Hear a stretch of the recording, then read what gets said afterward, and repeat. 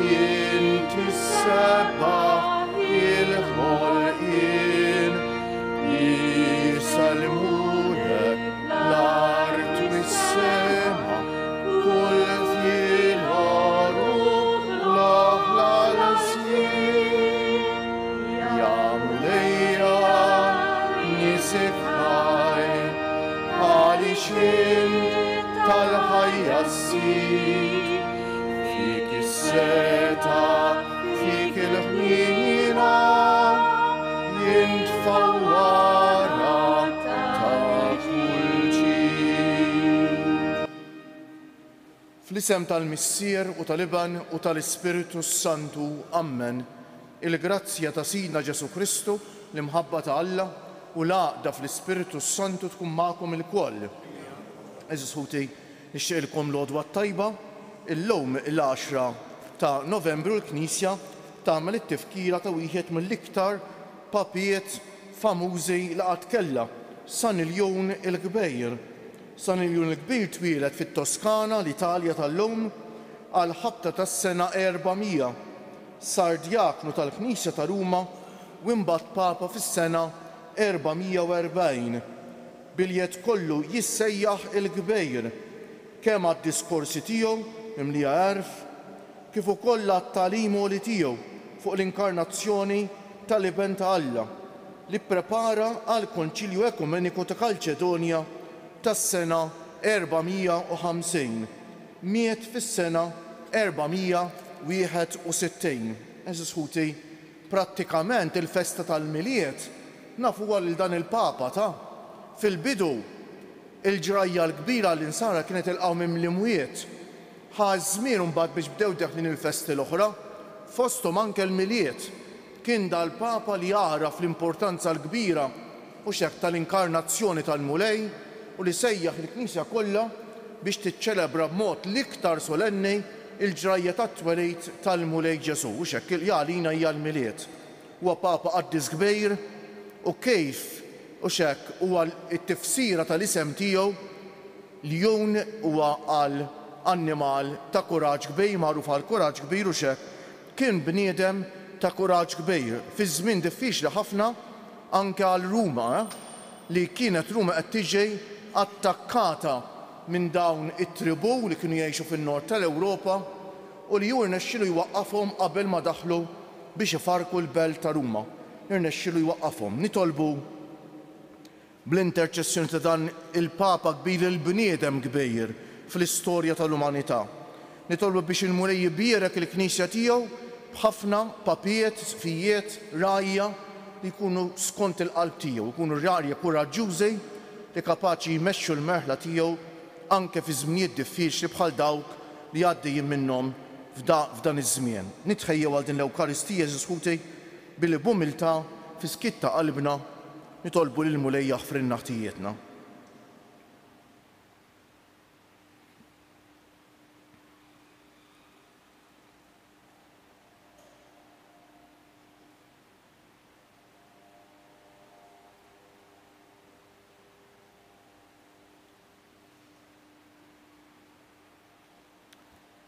Int li l-qajt bimħabba kbira l-indiema ta' Pietru, Mulej ħniena.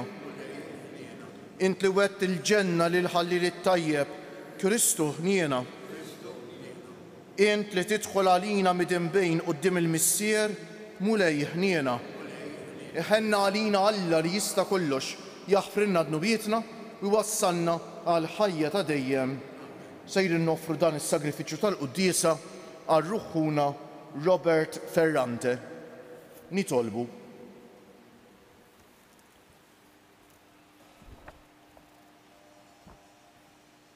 O Alla, int waqqaft il-Knisja tiegħek fuq l-Apostlu li għażilt bħala l-blata sħiħa u ma tħalli qatt lis-setat tal-infern jelbuha. Għamel bit-talb tal-Papa San Iljon hija tibqa' sħiħa fil-verità tiegħek u titwettaq dejjem fis-sliem b'ibnek Ġesu Kristu Sidna li hu Alla u miegħek jgħix u jsaltan flimkien mal-Ispiritu Santu għal dejjem ta' dejjem.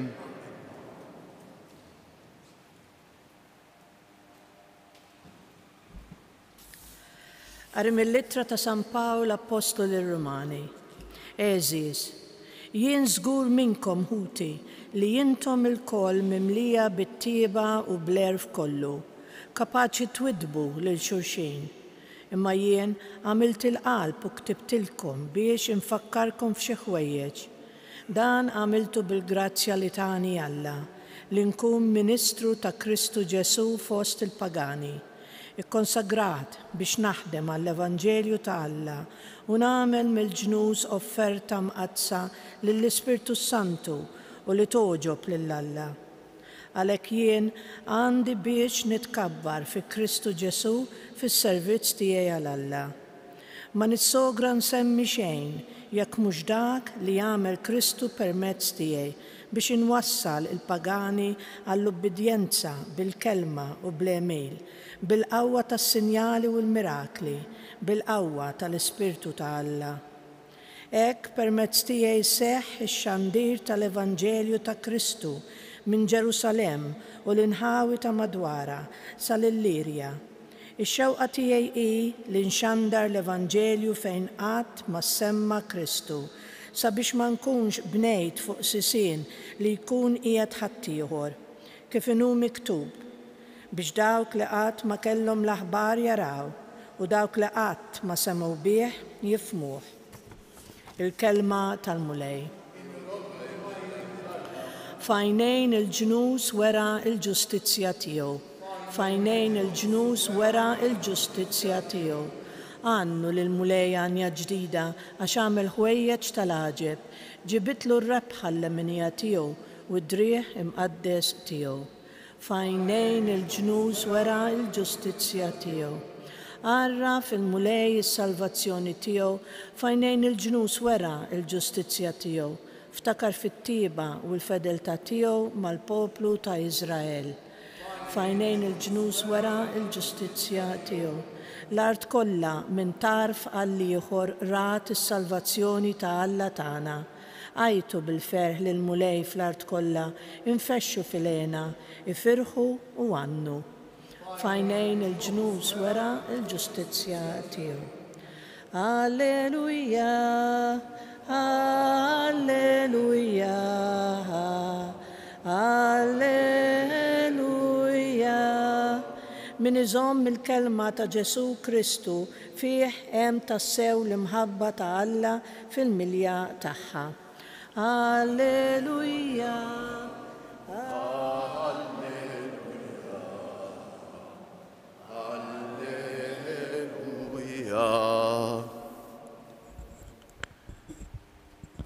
Il-Mulej ma'kom. Qari mill-Evanġelju mqaddes skont San Luqa. F'dak iż-żmien Ġesu qal lid-dixxipli tiegħu kien hemm raġelani li kellu amministratur u lil dan xlewh lil sidu li kien qiegħed iberbaqlu ġidu. Għalhekk is-sejt sejjaħlu qallu, dan x'inhu li qiegħed nisma' fuqek? Għatini kont tal-amministrazzjoni tiegħek għax ma tistax tibqa' iżjed amministratur tiegħi. L-amministratur bejnu ben ruħu qal, issa x'sejjer nagħmel, la darba sidi se jneħħini mill-amministrazzjoni, immur nażaq, ma niflaħx, nittallab, nistħi, nafx nagħmel, ħalli meta nitwarrab minn fuq din l-amministrazzjoni insib lil ħadd ieħor li jilqani għandu. U wieħed bagħat għal dawk li kellhom jagħtu lil sidu. Kemm għandek tagħtih lil sidi? Staqsa lill-ewwel wieħed. Midbar mill-żejt, wieġbu dak. Oħroġ il-karti tiegħek qallu l-amministratur, oqgħod bil-qiegħda malajr u ikteb 50. Lil ieħor staqsih u int kemm għandek tagħti? Miċkora qamħ. Wieġbu qallu oħroġ il-karti tiegħek u ikteb 80.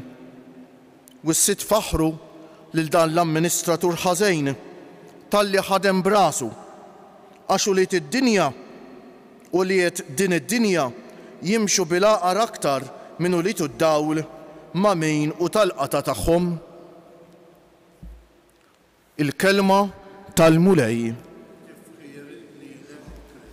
bit-tagħlim tal-Evanġelju nitnatfu minn nubietna. Eżis ħuti, x'inhi d-differenza bejn karriera u vokazzjoni?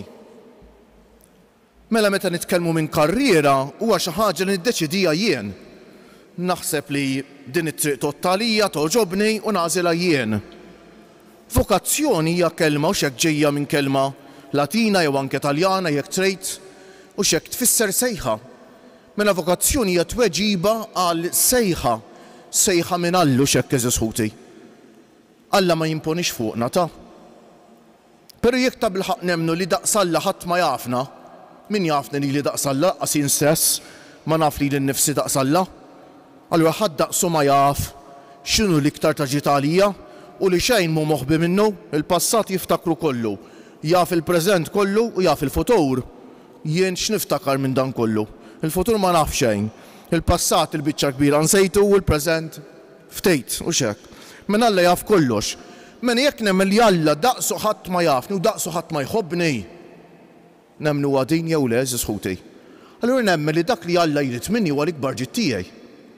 Alla m'għandu l-ebda interess personali ta' li jitlob minni xi ħaġa fis-sens. Jien x'nista' nagħtih il-Alla. Alla huwa perfett fih innifsu m'għandu bżonn ta' ħadd.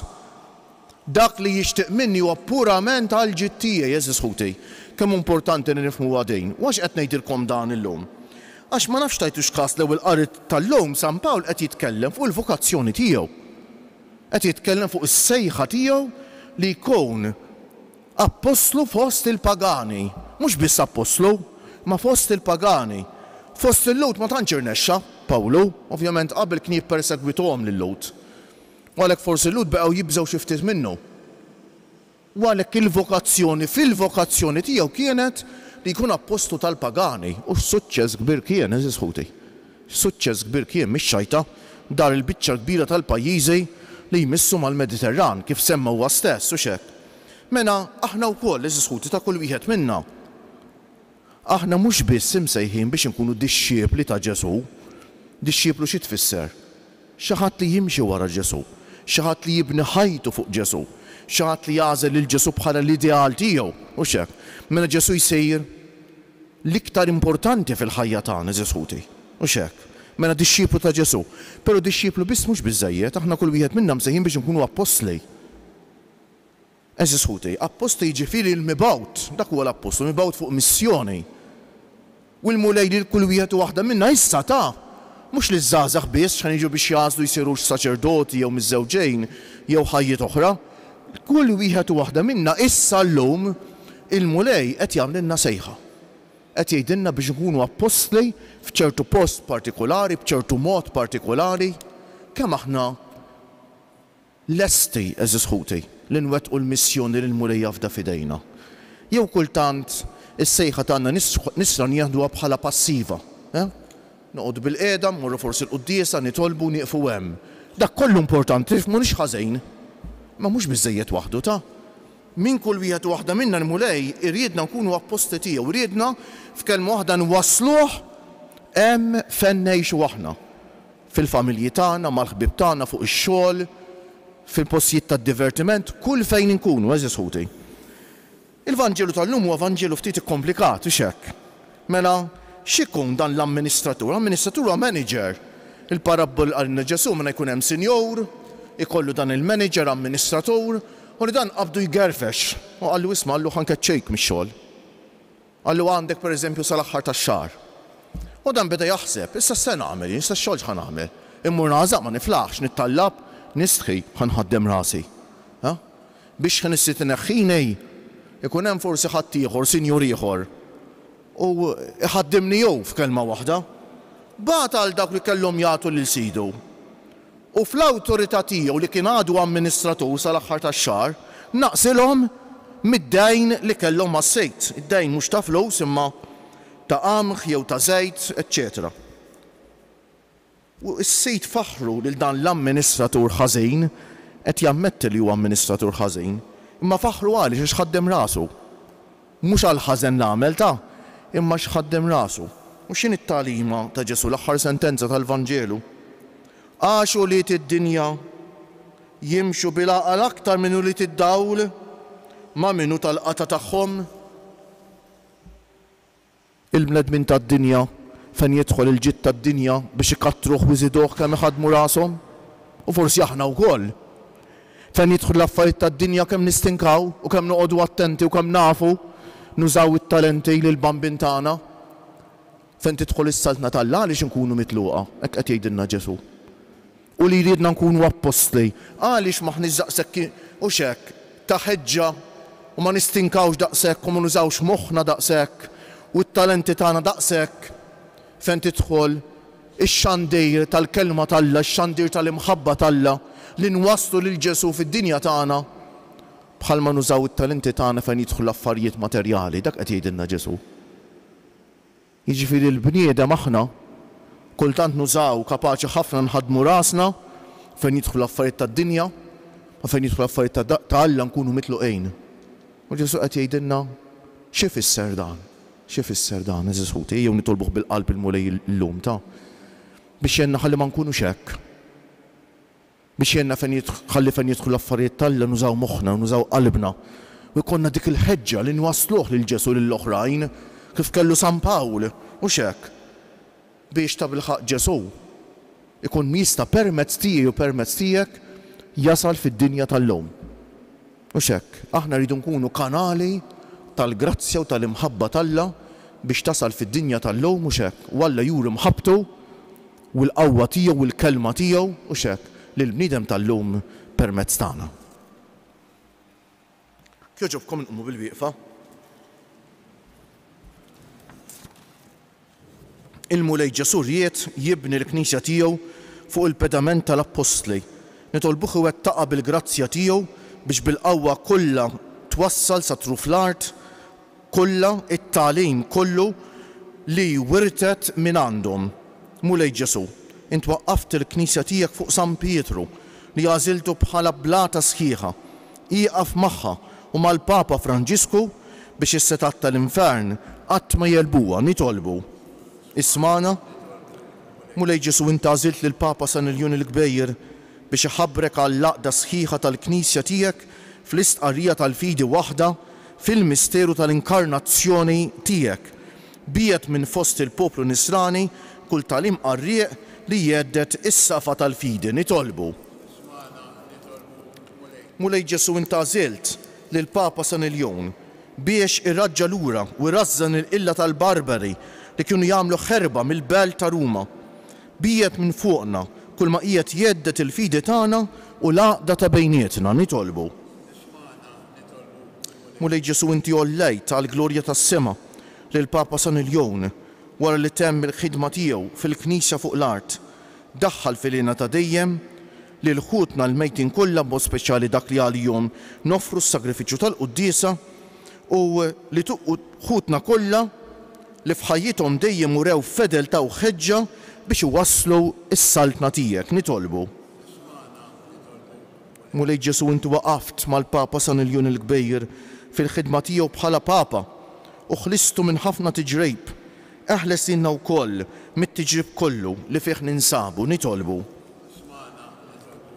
Ma nistgħux nieqfu nitolbu għax-xita, eżis ħuti hija dover tagħna li nitolbuh il-mulej iħenna għalina u jibgħatilna l-barka mis-sema għax ix-xita dik hi barka mis-sema, eżis ħuti.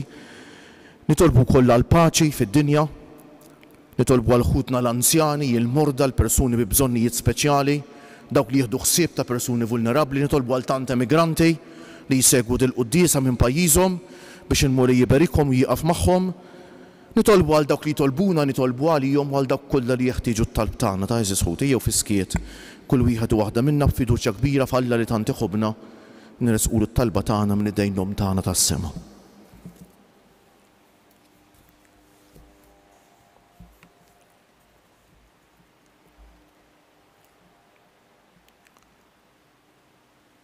Mulej Ġesu Kristu iben Alla l-ħaj, għatina li ngħixu fis-sliem il-jiem kollha ta' ħajjitna, il-bogħod minn kull teddej tal-fidi u għall-lena tagħna, inti li tgħix u s-saltan għal dejjem ta' dejjem.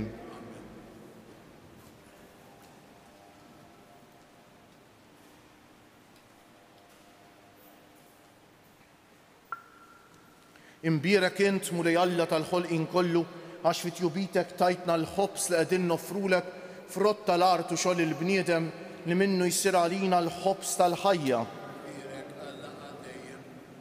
Bil-misteru ta' l-ilma u imbejt ikollna sem fin-natura divina ta' Kristu kif hu jissieħeb magħna fin-natura tagħna l-bnedmin.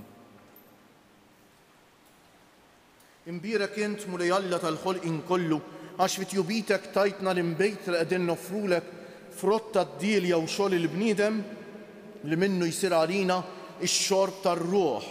Imbierek Alla għal dejjem. Il-qana mulej Alla tagħna qum li wniedma quddiemek u għamli jkun jogħġbok dan is-sagrifiċċju li sejrin nofrulek. Naddafni mulej minn ħżuniti u d-dunub tiegħi neħħili. Itolbu ħuti biex is-sagrifiċċju tiegħi u tagħkom ikun joġob l-Alla l-Missier li jista' kollox.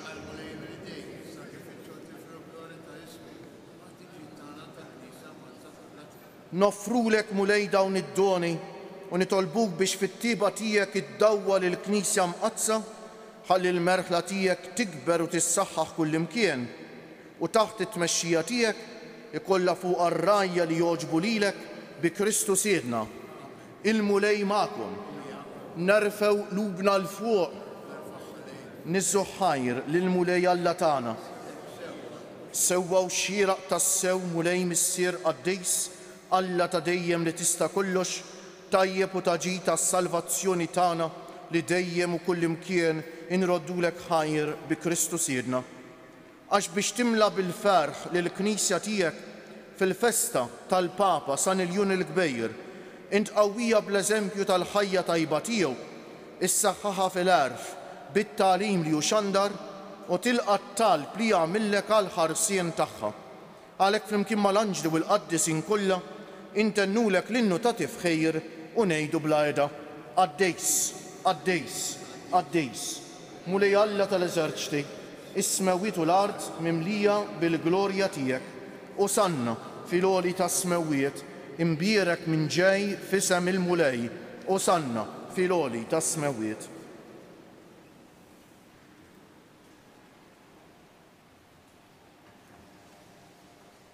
Qaddejs tas-sewwint mulej, inti l-għajn ta' kull qdusija, qaddes għalhekk nitolbuk dawn l-offerti bil-barka tal-Ispiritu tiegħek biex isiru għalina l-ġisem u d-demm ta' Sidna Ġesu Kristu, li meta kien se jingħata biex minn raj ħibati ħal ħobs, radd il-ħajr, qasam tal id-dixxipli tiegħu u qal: ħudu u kulu il-koll minn dan, għax dan huwa ġismi li jingħata għalikom.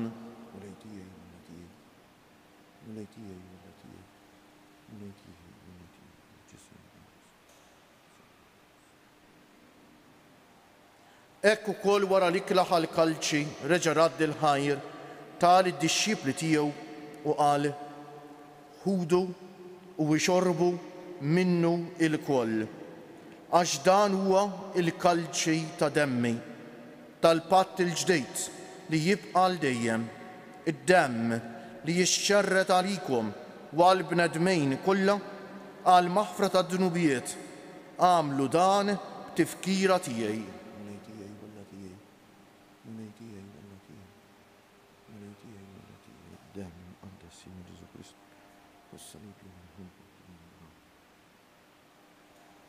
Danu l-misteru tal-fidej inħabbru l-mewt tiegħek mulej, nxandru bil-ferħ l-qawmin tiegħek, nistennewk sa ma tiġi fil-glorja. Għalhekk aħna u nagħmlu dan b'tifkira tal-mewt u l-qawmien ta' Sidna Ġesu Kristu, nofrulek missier il-ħobs tal-ħajja u l-kalċi tas-salvazzjoni u nroddulek ħajra x'oġbok tilqana hawn quddiemek biex naqduk. U miċ-ċokon tagħna nitolbu li l-Ispiritu Santu jaqgħadna f'ġisem wieħed lilna li nieħdu sehem mill-ġisem u d-demm ta' Kristu. Ftakar mulej fil-Knisja tiegħek imxerda mad-dinja kollha u qed taqa' fl-imħabba flimkien mal-Papa Franġisku, mal-Isqof tagħna Anton, mal-isfijiet u l-ministri kollha tiegħek u mal-poplu kollu li inti ksibt għalik. Ftakar ukoll fħutna li raqdu bit-tama tal-qawmien, mod speċjali llum qegħdin nitolbu għar-ruħuna Robert Ferrante, ftakar fil-mejtin kollha, daħħalhom qudiemek fid-dawl tas-sebħ tiegħek. Ħenna għalina l-koll nitolbuk. Għati lilna wkoll il-wirt tal-ħajja ta' dejjem flimkien mal-Verġni Mqazza Alla u tagħna Marija, mar-raġel ġust tagħha San Ġusepp, mal-Apostli San Iljun il-Kbejr u l-qaddisin kollha li jgħixu fil-ħbiberija tiegħek sa mill-bidu tad-dinja. Għamel li magħhom infaħruk u insebħuk b'Ġesu Kristu, ibnek. Bi Kristu, ma' Kristu u fi Kristu jingħata lilek Alla missier li tista' kollox, flimkien mal-Ispiritu Santu, kull ġieħu glorja għal dejjem ta' dejjem. Ejjew issa nitolbu kif għallimna u ridna nagħmlu Ġesu li bentalla għas-salvazzjoni tagħna, missierna li inti fis-smewwiet jitqaddes ismek, tiġi saltnatek, ikun li tritint kif fis-sema u hekk fl-ard. Ħobżna ta' kuljum atina llum, aħfrinna dnubietna bħalma naħfru lil min ħati għalina. La ddaħħalniex fit-tiġrib, iżda eħlisna mid-deni. Eħlisna nitolbuk mulej minn kull deni. Għatina fit-tieba u l-ħnina tiegħek il-paċi fi żmienna biex inkunu ħielsa dejjem mid-dnub u mħarsa minn kull inkwiet, aħna u nistennew u nittamaw ilena u l-miġja tas-Salvatur tagħna Ġesu Kristu. Mulej Ġesu Kristu li jgħid lill-Apostli tiegħek inħallilkom is-sliem, nagħtikom is-sliem tiegħi. La tħarisx lejn nubietna, iżda ħares lejn il-fidi tal-Knisja tiegħek. Għatija stimulaq dal jien trid fija inti li tgħix wis-saltan għal dejjem ta' dejjem. Il-paċi tal-mulej tkun dejjem magħkom. Għatu l-paċi lil xulxin. Il-ġisem flimkien mad-dem ta' Sidna Ġesu Kristu kun jiswew lilna li ser nitqarbnu bihom għal ħajja ta' dejjem. Ħaruf Alla li tneħħi d-nubiet tad-dinja ħenna għalina. Ħaruf Alla li tneħħi d-nubiet tad-dinja ħenna għalina. Ħaruf Alla li tneħħi d-nubiet tad-dinja tina l-paċi. Mulej Ġesu Kristu bin Alla l-ħaj bil-mewt tiegħek kif rid minnek il-missier u bil-ħidma tal-Ispiritu Santu inti tajt il-ħajja lid-dinja. B'dan il-ġisem u d-dem qaddis tiegħek eħlisni minn ħtijieti kollha u minn kull ħażen. Żommni dejjem fidej lejn il-kmandamenti tiegħek u tħallini qatt ninfiret minnek. Danu l-ħaruf Alla, danu Ġesu li jneħħi d-nubiet tagħna u tad-dinja kollha. Ħanjin dawk li huma mistiedna għall-ikla tal-ħaruf, mulej ma jistħoqlix tidħol taħt is-saqaf tiegħi. Iżdejt kelma waħda u ruħi tkun imfejqa. Il-ġisem ta' Kristu jħarisni għal ħajja ta' dejjem, ammen.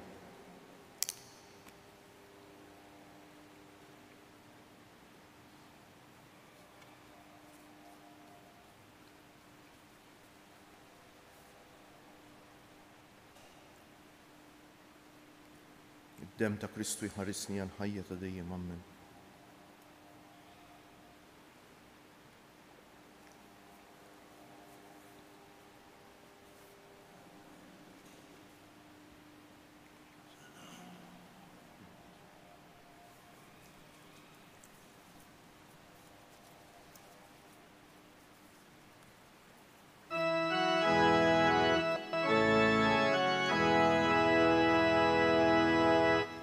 If to my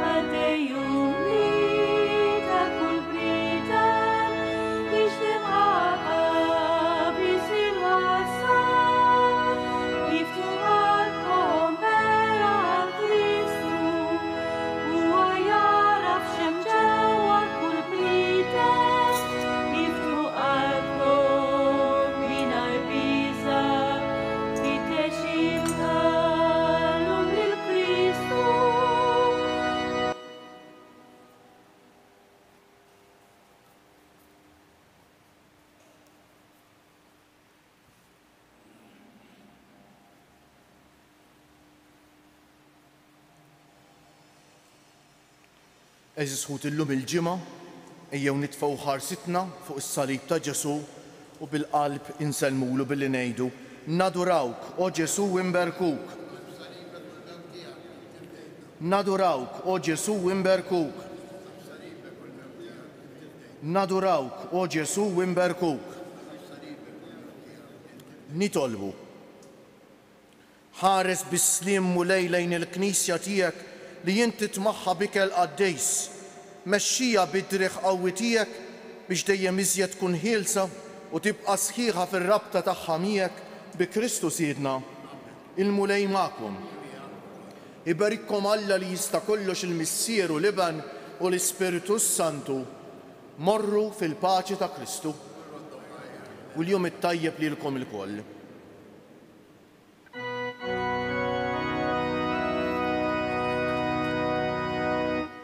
Madonna